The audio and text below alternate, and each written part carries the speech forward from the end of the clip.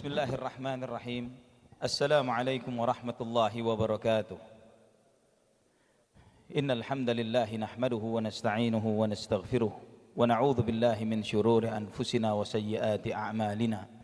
Man yahdihillahu fala mudilla lahu wa man yudlil fala hadiya lahu. Asyhadu an la ilaha illallah wahdahu la syarika lahu wa asyhadu anna Muhammadan abduhu wa rasuluhu la nabiyya ba'dahu. Allahumma salli wa sallim wa barik ala abdika wa nabiyyika Muhammad wa ala alihi wa sahbihi wa man ihtada bihadihi ila yaumil qiyamah. Qala Allah jalla wa ala, ya ayyuhalladzina amanu taqullaha haqqa tuqatih wa la tamutunna illa wa antum muslimun. Ya ayyuhan nasu taqu rabbakumul ladzi khalaqakum min nafsin wahidah wa khalaqa minha zawjaha wa batha minhuma rijalan katsiran wa nisaa'a. Wattaqullaha alladzi tasaaluna bihi wal arham innallaha kana 'alaykum raqiba.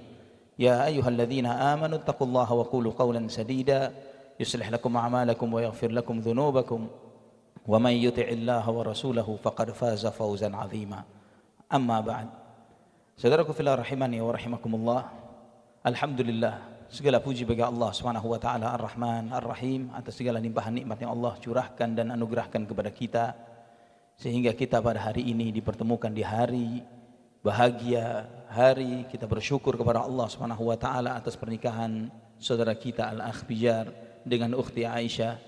Semoga pernikahan ini adalah pernikahan yang diberkahi oleh Allah Subhanahu wa taala, keberkahan yang tidak ada putus-putusnya. Semoga Allah Subhanahu wa taala menganugerahkan kepada kedua mempelai keturunan saleh salihah yang bermanfaat bagi mereka di dunia, terutama kelak ketika mereka kembali kepada Allah Subhanahu wa taala. Saudaraku fillah rahimani wa rahimakumullah, terutama kepada kedua mempelai, pada kesempatan ini saya diminta untuk memberikan sedikit nasihat pernikahan, yang nasihat ini bermanfaat bukan hanya bagi orang yang baru menikah, bahkan juga mereka-mereka yang sudah sekian lama menjalani pernikahan pun masih sangat membutuhkan untuk merefresh, untuk memperbaiki hubungan kita dengan pasangan kita. Dan alhamdulillah kita bersyukurnya kepada Allah bahwa kita umat Muhammad bin Abdullah sallallahu alaihi wasallam telah diberikan kecukupan yang dahsyat, yang luar biasa dengan Al-Quran dan Sunnah. Al-Quran dan Sunnah yang merupakan cahaya yang ketika masuk pada diri seseorang akan menerangi orang tersebut. Al-Quran dan Sunnah adalah cahaya. Ketika masuk dalam sebuah rumah tangga, maka rumah tangga itu akan menjadi rumah tangga yang penuh dengan sinar, rumah tangga yang dipenuhi dengan sakinah, mawaddah, warahmah, yang diidamkan, yang didambakan oleh seluruh rumah tangga yang ada di muka bumi. Kita melihat betapa agungnya Allah Subhanahu wa taala dengan syariat pernikahannya ini, dan tidak cukup dengan pernikahan yang tujuannya adalah menghalalkan apa yang kemarin diharamkan, tapi lebih dari itu Allah Subhanahu wa taala menjaga masing-masing pihak, baik suami maupun istri, dengan hak-haknya masing-masing. Yang dengan hak-hak ini jika dijaga, maka harapan setiap rumah tangga yang dipenuhi dengan ketentraman, rumah tangga yang dipenuhi kedamaian, rumah tangga yang tidak hanya berhenti di dunia, tapi rumah tangga yang diharapkan dibangun dunia dan akhiratnya. Rumah tangga yang diharapkan nanti kita akan kumpul bersama lagi dengan istri kita, dengan anak-anak kita di surganya Allah Subhanahu wa taala. Itu rumah tangga yang diidamkan oleh setiap rumah tangga yang ada di muka bumi. Di antara apa yang diajarkan di dalam syariat Islam bagi setiap keluarga untuk menjaga masing-masing haknya, terutama yang ingin saya sampaikan adalah 3 poin tentang hak bersama. Bukan hak suami spesifik atau hak istri secara spesifik, karena sudah cukup banyak ustadz-ustadz yang mengajarkan secara ini. Namun hak bersama yang masing-masing pihak harus menghiasi dirinya dengan hak bersama ini. Maka jika hak bersama ini kita penuhi, apakah itu suami maupun istri, maka rumah tangga itu akan menjadi rumah tangga yang penuh dengan keindahan. Yang pertama adalah hendaklah kita mengedepankan semangat untuk saling memaafkan. Saling memaafkan antara suami dengan istri. Yakini bahwa tidak ada manusia yang maksum. Yang maksum hanya Rasulullah sallallahu alaihi wasallam. Nabi kita Muhammad sallallahu alaihi wasallam menegaskan kullu bani Adam khata'. Setiap anak Adam pasti berbuat salah. Dan jangan pernah mimpi untuk memiliki pasangan hidup yang perfect, yang sempurna. Tidak akan pernah terjadi. Suami yang super, yang hebat, yang diidamkan oleh banyak wanita, atau seorang wanita yang sempurna, tidak ada kecacat dan kesalahannya sama sekali, itu hanya ada di cerita-cerita dongeng saja, atau mungkin nanti di surga. Tapi di kehidupan dunia, kalau kita mengharapkan memiliki seorang teman yang mengiyakan semua apa yang kita katakan dan tidak ada cacat dan salahnya, silahkan berteman dengan penghuni kuburan. Ya, berteman dengan ashabul kubur. Insya Allah semua kita ngomong apa dia akan iya. Tapi pasangan hidup kita manusia, dia akan berbuat salah. Ada sebuah nasihat orang tua ketika ada seorang ayah menikahkan putranya. Sang ayah ini berpesan kepada sang putra, wahai anakku, kamu bawa selembar kertas, bawa pensil, dan bawa penghapus. Untuk apa ayah? Ikuti apa yang ayah perintahkan. Maka dijalani oleh sang anak. Setelah sehari pernikahan, sang ayah menjenguk putranya ini. Kemudian disampaikan kepada putranya, mana pensil, kertas, dan penghapus yang saya minta kamu untuk membawanya. Maka dibawalah pensil, kertas, dan penghapus itu.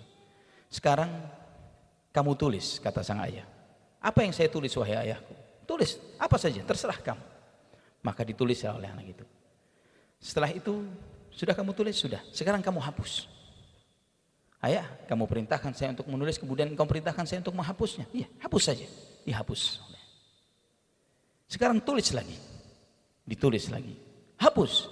Berulang-ulang sampai sang anak mulai kesal. Wahai ayah, apa yang kau maksudkan? Tulis, dihapus, tulis, dihapus. Kata sang ayah, wahai anakku, pernikahan itu seperti lembar kertas putih ini. Ketika kamu mengucapkan qabiltu tazwijaha, saya terima nikahnya, di saat itu kamu mulai memiliki satu lembaran putih ini. Putih. Asalnya putih, bersih. Namun mulai hari ini ketika kamu berdua dengannya, mulai kamu menuliskan ceritamu dengannya. Kamu menulis ceritamu dengan istrimu. Ketika setiap kesan-kesan buruk kamu tulis dan kamu lupa membawa penghapusmu, sebentar lagi akan penuh lembaran ini. Sebentar lagi akan penuh. Tapi ketika kamu memiliki penghapus ini, kamu maafkan. Kamu hapus. Kamu hapus. Maka lembaran ini akan putih terus. Pernikahanmu akan terjaga. Nah, ini semangat harus dimiliki oleh suami, demikian pula istri. Kalau setiap kesalahan kita ukir dalam hati kita, saya tidak akan pernah lupa, maka sebentar lagi pernikahan itu akan habis, akan sirna. Tapi kalau setiap kesalahan yang dilakukan oleh pasangan kita tulis di atas air, setelah kita tulis akan hilang.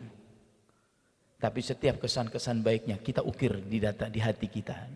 Kita ukir di batu supaya itu terus melekat. Yang itulah yang diingatkan oleh Allah Subhanahu wa taala dalam surat Al-Baqarah, "Wala tansawul fadla bainakum." Jangan kamu lupa kebaikan-kebaikan di antara kalian. Padahal ayat ini terkait tentang ayat perceraian.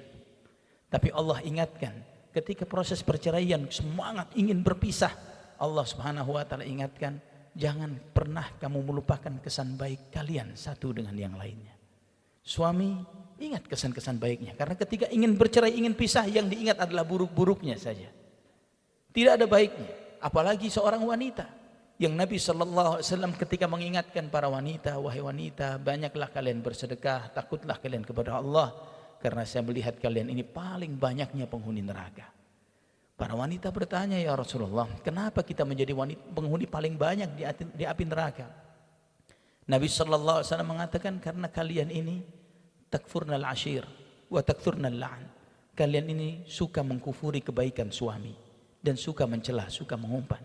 Kalau suamimu berbuat satu kesalahan, kamu akan katakan bahwa kamu tidak ada kebaikannya sama sekali. Kebagian wanita, ketika suaminya berbuat salah, dia emosi yang luar biasa dan dia katakan tidak ada lagi kebaikan pada suamiku. Maka semangatnya ingin pisah, ingin pisah. Itulah di antara hikmah dalam syariat Islam kenapa perceraian itu di tangan suami. Karena kalau perceraian itu diberikan hak juga kepada istri untuk boleh ucapan talaknya ini bernilai, maka insya Allah semua yang di sini jadi duda semuanya. Ya, tidak ada. Karena istri dikiranya cerai. Tidak masalah sedikit minta pisah. Ini yang pertama.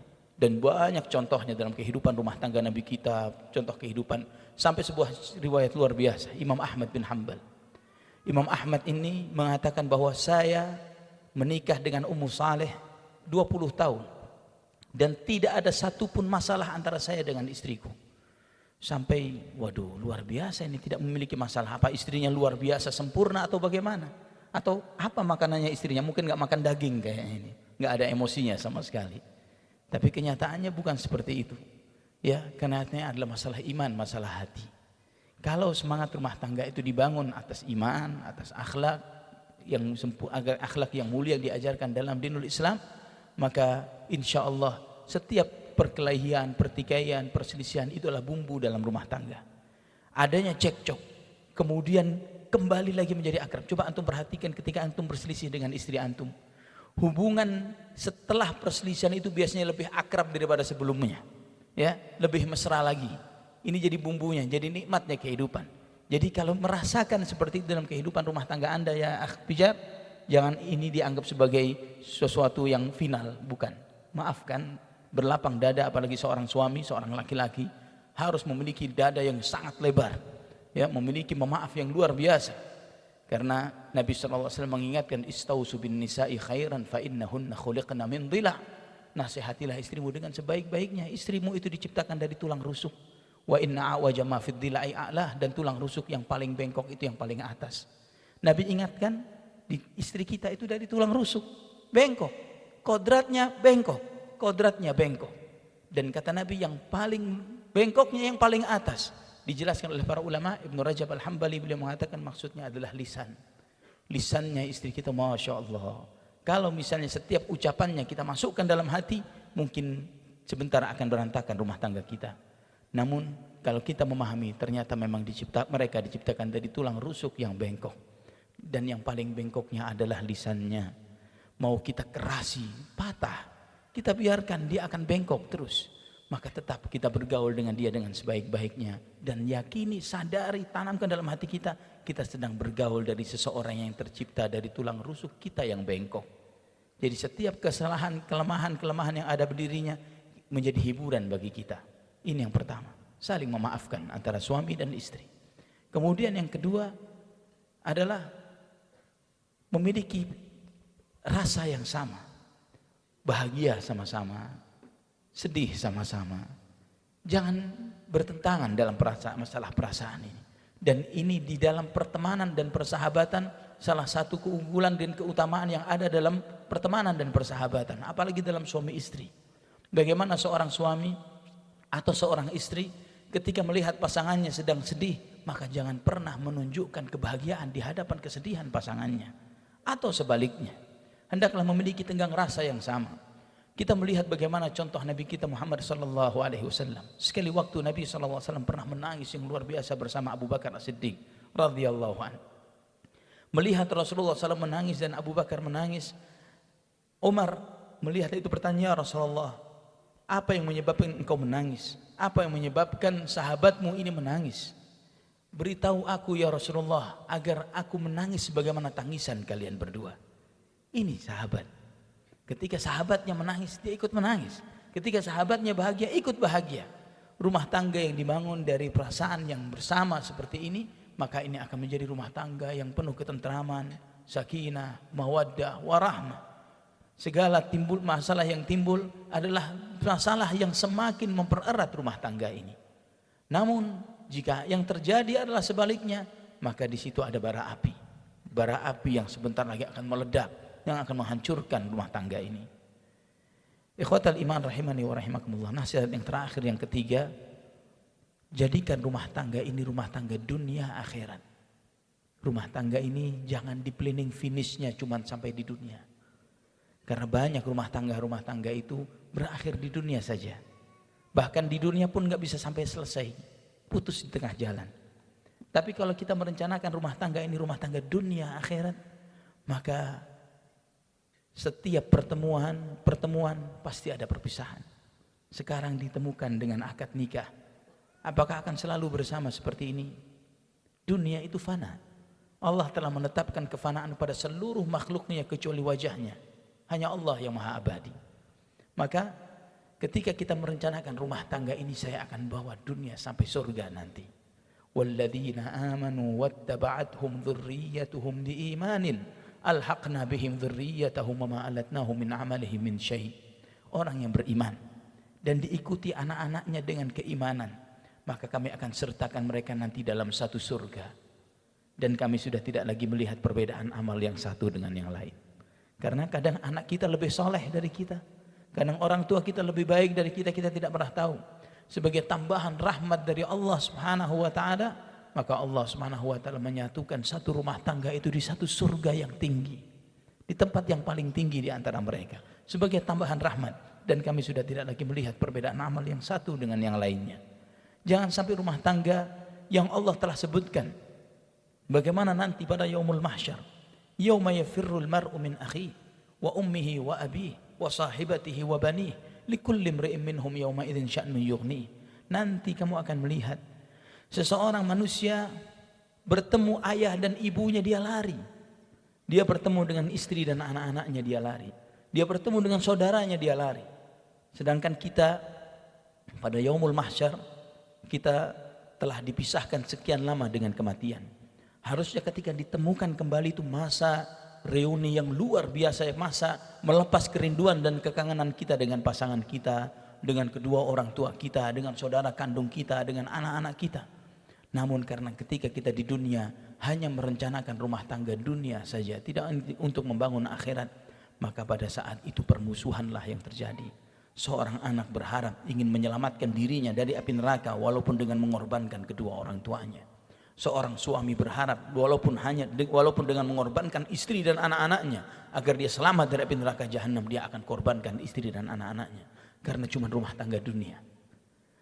Jangan sampai seperti itu.